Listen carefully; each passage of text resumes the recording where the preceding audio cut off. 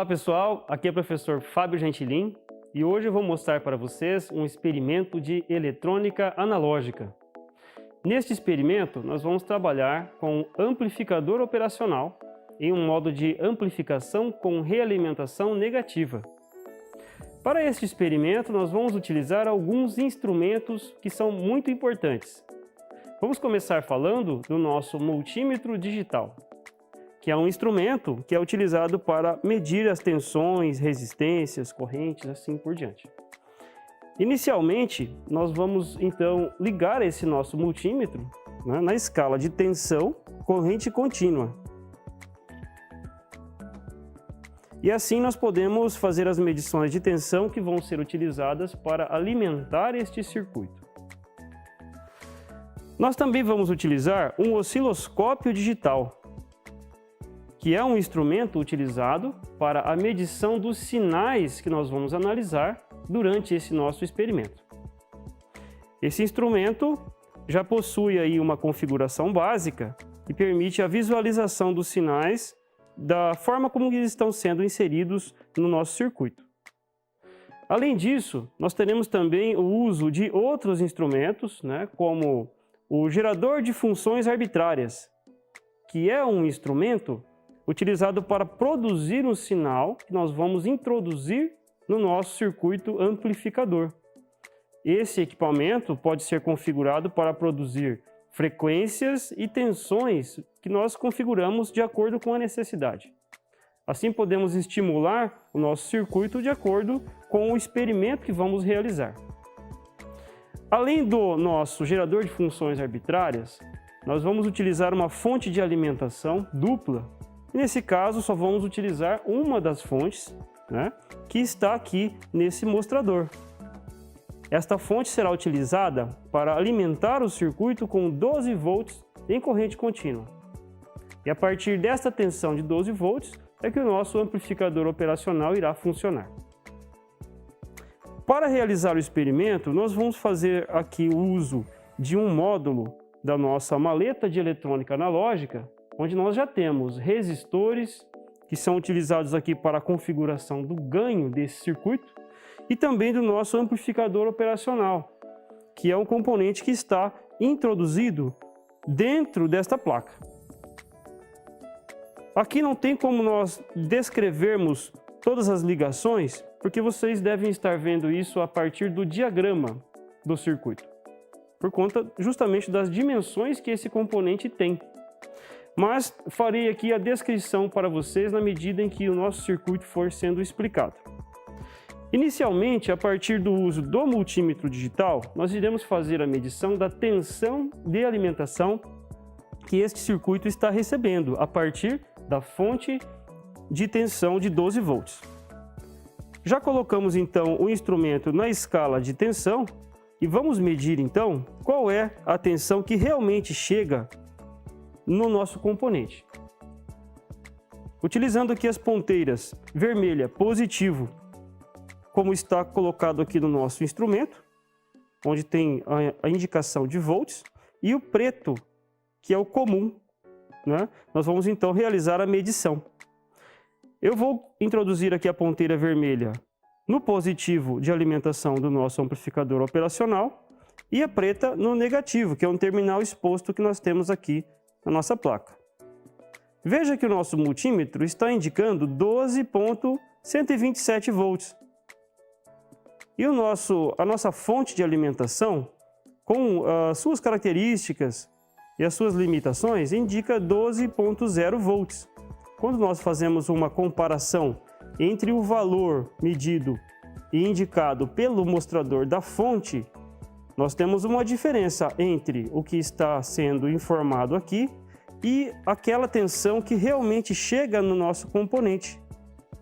Porque o nosso multímetro é um instrumento muito mais especializado e permite que você visualize isso na tela para que você possa anotar no seu experimento qual é a tensão que realmente chega no amplificador operacional. Então isso é muito importante, sempre fazer as devidas medições. Então, por mais que o nosso equipamento, a nossa fonte indique 12,0 volts, Nós temos sempre que analisar que para fins de cálculo e para fins científicos, os nossos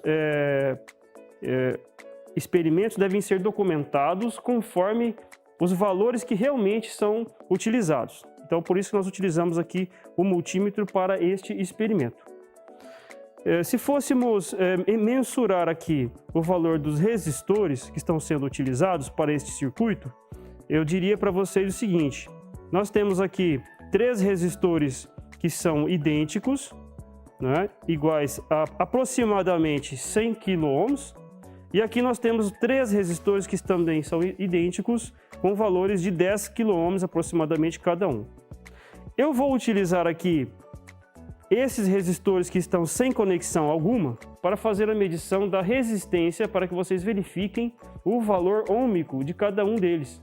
E no diagrama vocês vão poder ver que é um ganho de 10 vezes que este circuito está aplicando sobre o sinal de entrada. Então vamos agora utilizar o multímetro para fazer a medição da resistência em ohms desses resistores que estão sendo utilizados para fins de anotação no nosso roteiro. Então, o instrumento posicionado com o seu cursor na escala de resistência em ohms, nós vamos fazer a medição do componente, aqui no caso do resistor da entrada inversora. Nós podemos ver ali aproximadamente 10 kΩ, na verdade é de 9,86, 85, né? Quilômetros. E eu vou então fazer a medição do resistor de realimentação, que tem um valor de 99,42, 43 quilômetros. Esses 2 resistores são os mesmos que eu já estou utilizando aqui, tem o mesmo valor. O ideal para fins de medição é que você faça essa medição antes de montar o circuito, para você anotar o que o seu componente que está sendo utilizado realmente possui de valor ôhmico.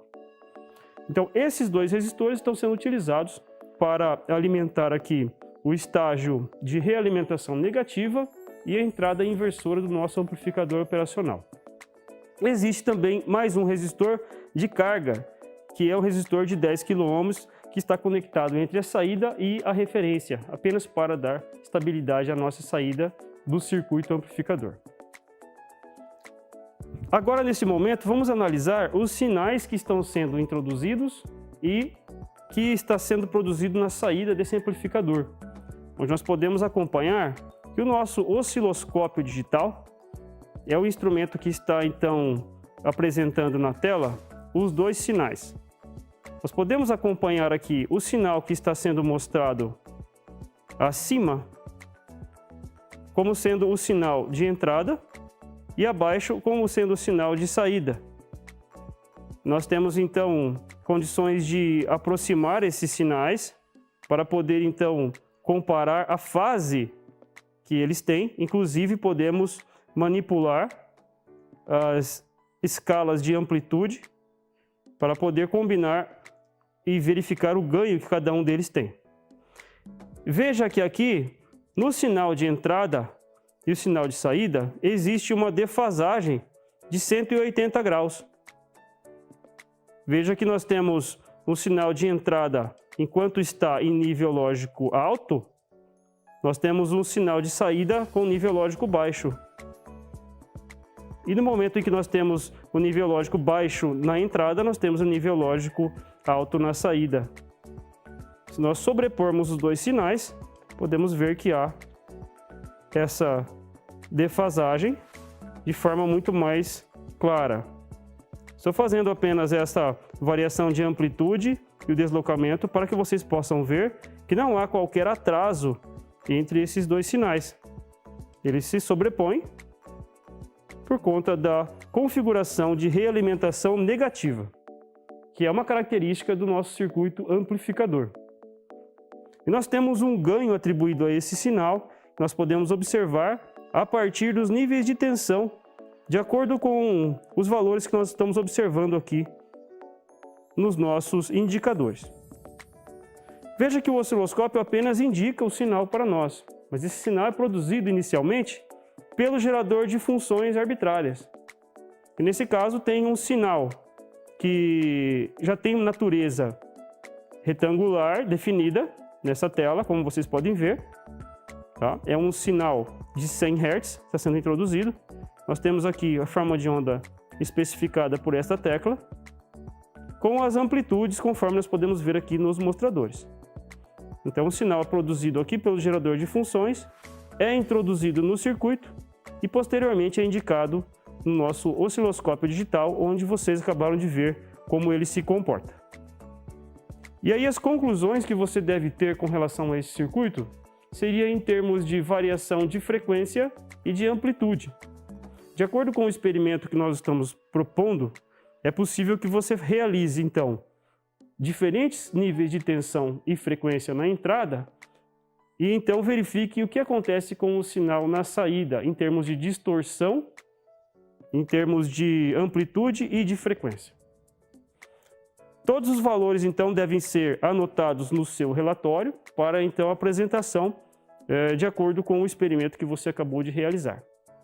E é isso para o nosso experimento com amplificação com realimentação negativa.